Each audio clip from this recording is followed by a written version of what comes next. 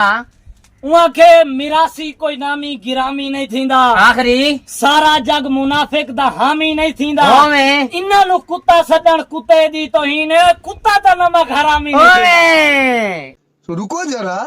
सबर करो, बोला धक्का बुक्की नहीं करने का। तो वागड़े असा दुश्मन तेडी गोल चे साडे सीने सिक दे शोले हैं साडे रोले हैं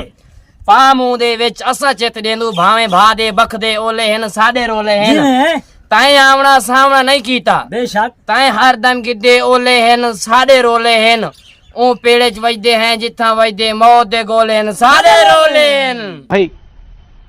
मजा आया। अगर एक बिया वांडे हाँ ना धमकियां दे बदमाशी दियां सांप वडे बदमाशी से ओवे ओवे ना शरीफ दे से ना गाल करेंदे फाश से बेशक होवे दुश्मन सारा जित होवे जिवें दी रख दे आप तलाशी से असा सफरी अपने दुश्मन दी गम कर भी देंदे लाश से जिवें इत्ते रख अल्लाह बात तू ओ सोन वाल गोदा हाँ उहा के सोने दी कदर सुराब करें दिन दुए बेशक पैंदे वदन होवे पर दुख लगदा है बेकदरे तैनू पित्तल सडेंदे वदन आखिरी इन्हां दे वर्गे लख इकरार होवन हाँ तेरी नौकरी देंदे वदन जेंदी अपने टब्बर च गेण भी नहीं तैनू ओ झड़ गई होवे तो रुको जरा, सबर करो। चल हजार एक बिया वन्या लेना हाँ वहाँ के उनका टिकटॉक ते पूजे देना पाई साकू वाल वाल क्यों अजमेंदा पाई होवे सिर गाटा कप हाजिर चाहिए सू जेड़ा रोज तमाशा लेंदा पाई जिवें खैर होवे चलो चल हाँ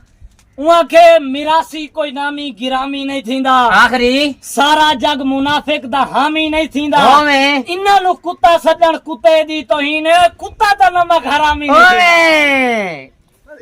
अपने दे खिलाफ भैया वने जेड़े पूजे देने वदन उहा के जलिया ए नीच हमेशा नीच होंदे न भावे ताज महल पालावे आखिरी ते कावां दे पुत्र भी काज होंदे न भावे सोना गल पालावे होवे एडा कमला ते जला संदीला भी नहीं हाँ ए भावे 100 वल पालावे हाँ। गिदड़ा दा कम ही कूकना होंदा भावे शेर दी खल पावे होवे